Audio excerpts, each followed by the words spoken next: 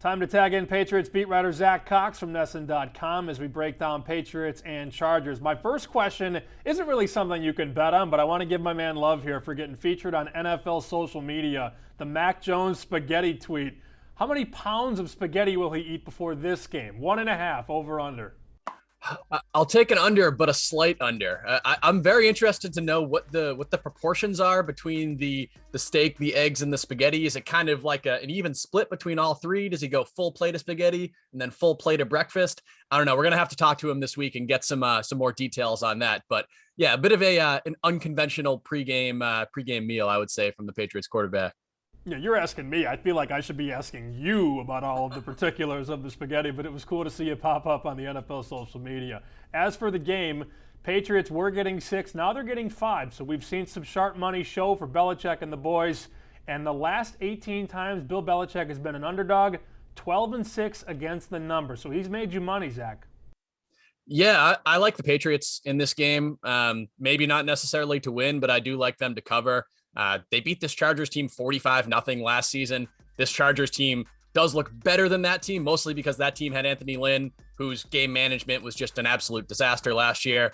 But the Chargers have been weak in some areas this year. They're still really bad on special teams. They still can't stop the run. The Patriots traditionally very good on special teams and have been running the ball very well lately. I think Justin Herbert is probably a step ahead in his development from where he was last year, as you would expect. But that was by far the worst game of his rookie season, probably the worst game that he's played to date. And the Patriots, I think, have a better front seven now than they did when these teams met last December. So I like the Patriots in this game. I like them to go on the road and at the very least get a cover out of it. I do miss betting against Anthony Lynn, that's for sure. There was nothing like betting against that guy last year. It's 4th and 1 at the 35. They're down 6. He punts. It was awesome to bet against him all the time. As for props, we don't have much up yet at time of tape, but there's an interesting prop at DraftKings. Damian Harris and Austin Eckler over 1.5 touchdowns is plus money, plus 175. Are you intrigued?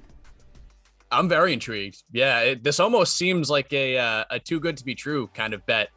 You just look at what both of these players have done lately. Eckler, 6 touchdowns in his last 4 games. Damian Harris, 4 touchdowns in his last 3 games. Harris doesn't do much as a receiver, but Eckler is one of the premier kind of dual threat running backs in the NFL. I expect both of those players to play very significant roles in this game.